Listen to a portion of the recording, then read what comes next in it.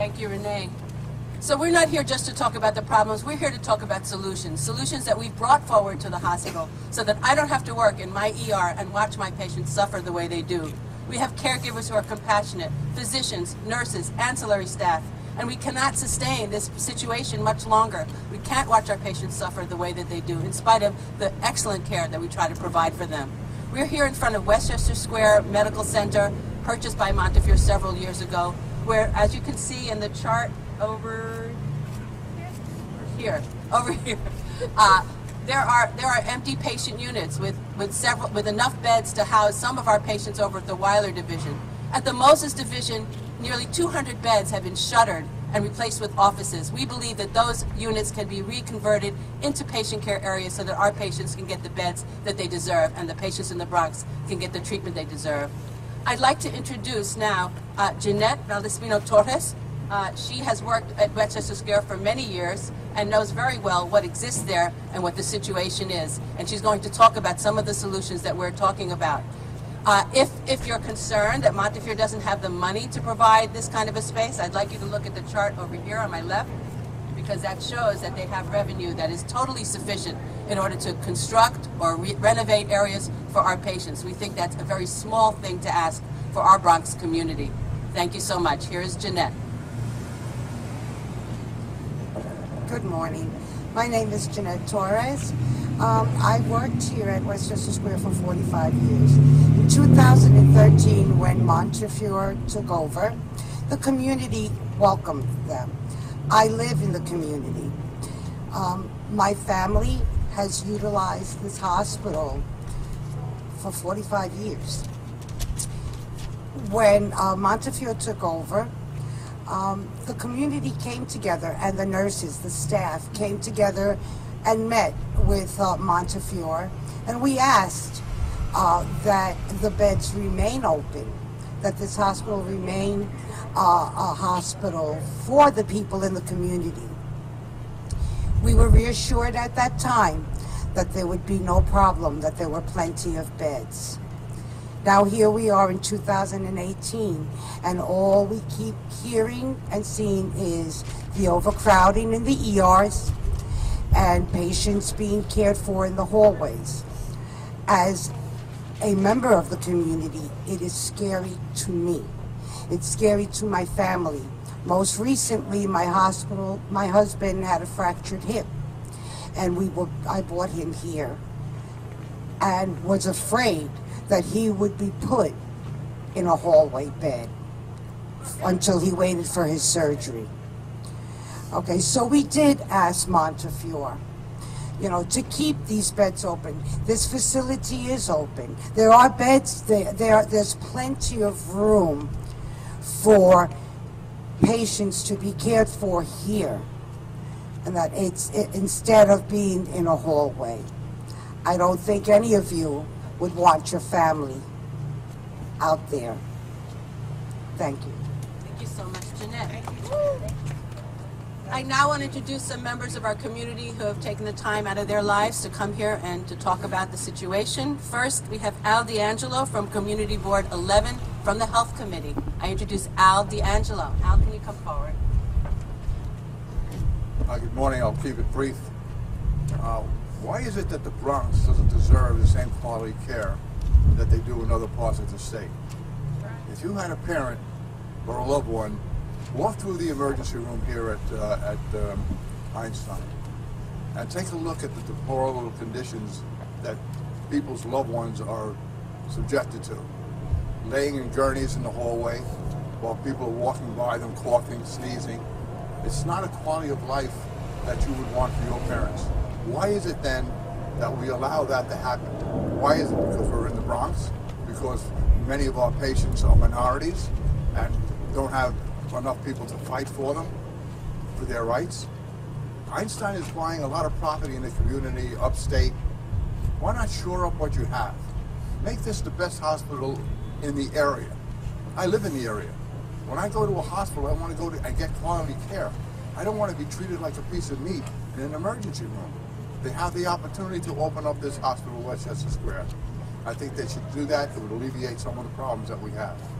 So I mean, just consider the Bronx as if it were Scarsdale or Greenwich. Would the patients there be treated the same way as the patients here? I think not. Thank you. Thank you, Al. Now I want to present Mary Jane Musano from Community Board 10. Mary Jane.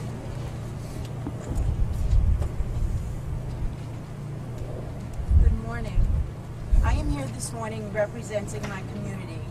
We deserve a local hospital that can offer us safe and effective care.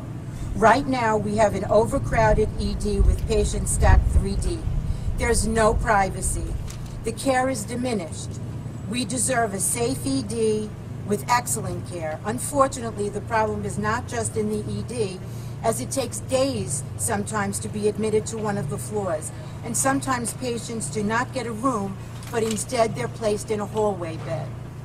This is a usual occurrence, not just reserved for special conditions like a flu epidemic. Patients are charged for a room even when they never get one. Placing a patient in a hallway bed diminishes their care.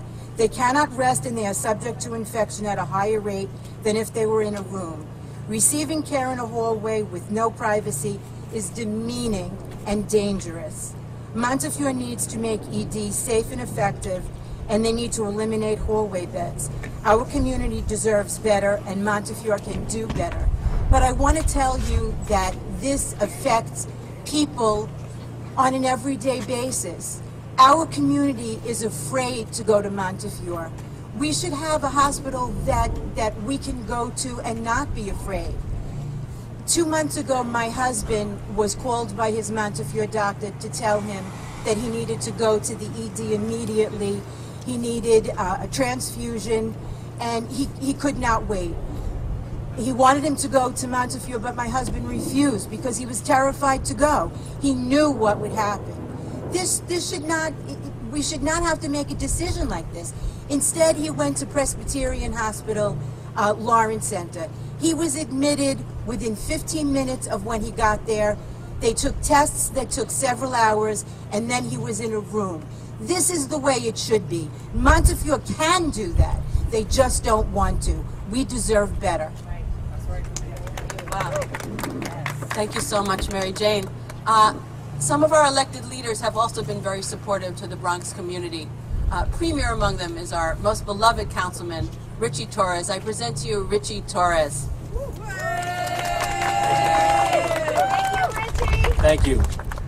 I'm City Councilman Richie Torres. I'm in charge of oversight and investigations in the New York City Council. And patient experience should lie at the core of American healthcare. And when you're a healthcare institution like Montefiore, you should ask yourself a simple question: are we treating our patients with the respect and care they deserve? And by that standard, Montefiore is failing in the emergency room. Forcing people into cramped and crowded hallways, as Montefiore has done chronically for years, is a betrayal of healthcare. It means humiliating and degrading the very people you exist to serve, your patients. It means degrading the very people you employ on the front lines, your nurses. It means robbing patients of their dignity and their privacy. It means robbing them of health care in the truest sense of the word. Because make no mistake, hallway admissions is not a form of care. It's a form of neglect.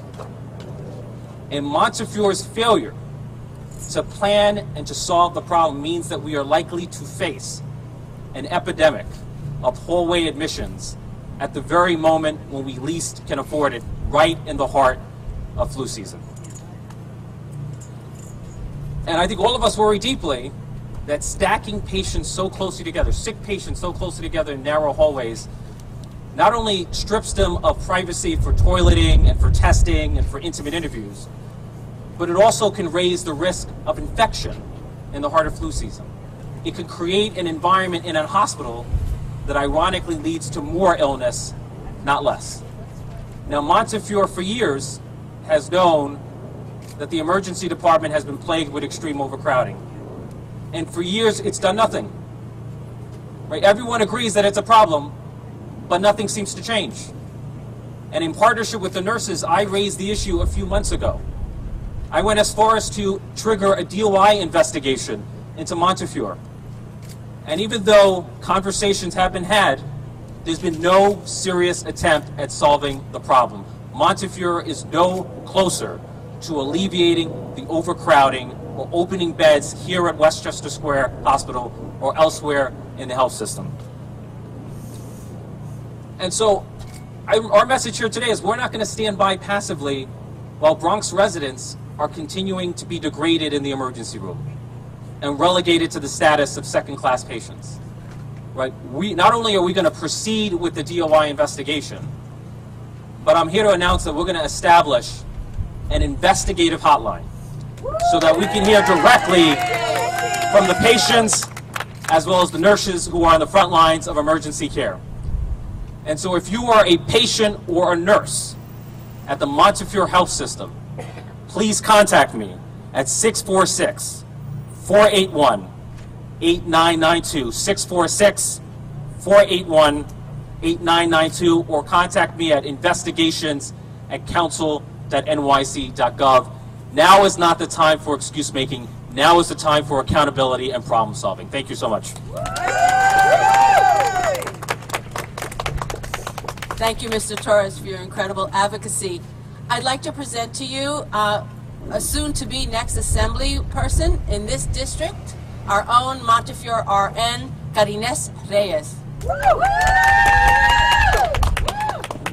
I'm clearly in my uniform and my scrubs because I am on duty today. And I had to come here not only because this is my district, because this is an issue that I have experienced with my patients, but as a frontline nurse as well. And I have witnessed how we have put the dignity and the care and the well-being of our patients at risk, taking care of them in hallways when we know we shouldn't have. And we're here because Montefiore has a responsibility to not just this community, but to all the communities that they serve.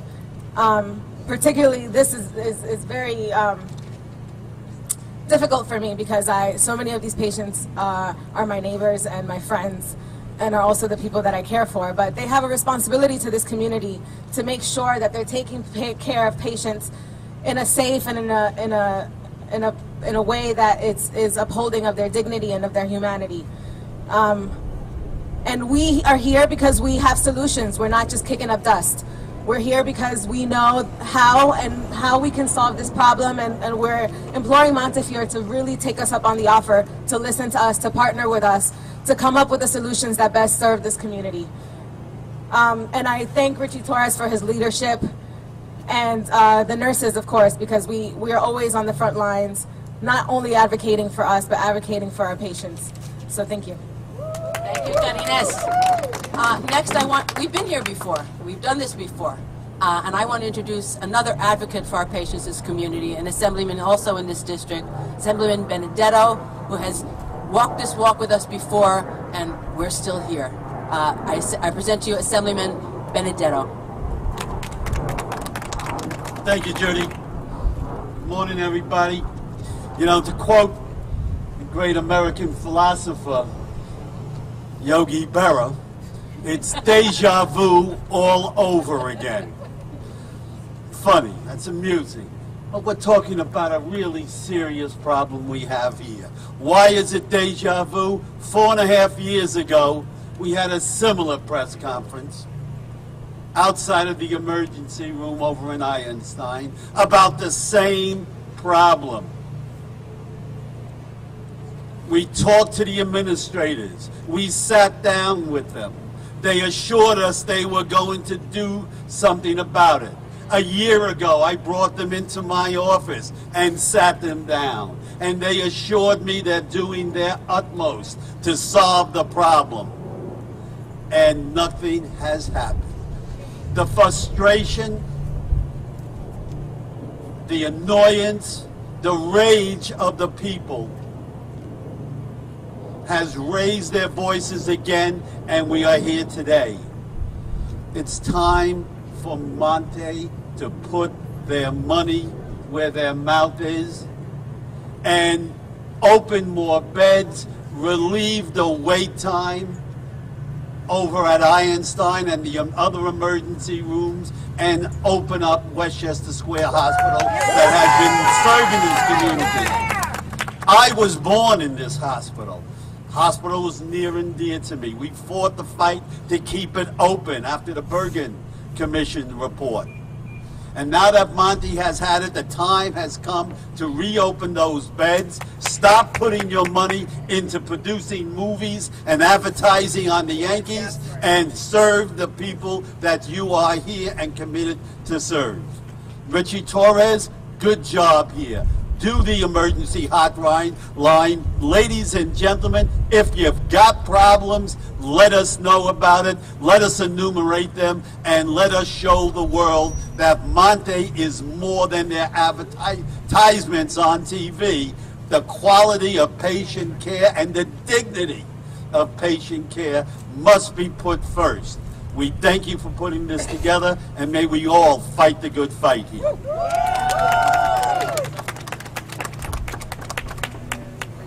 So I implore our community, help us help our patients. Help us practice nursing the way we're supposed to practice, in an environment that is conducive to healing. That's why we're here.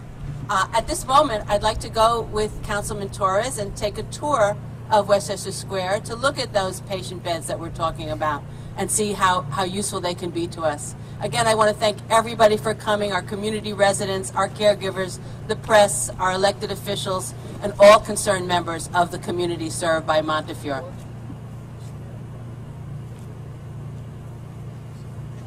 Okay, we're going to go upstairs if we're allowed in, and when we come back down, if you stand by, we'll give you a report of what we've seen. I just want to repeat the hotline number for patients and caregivers,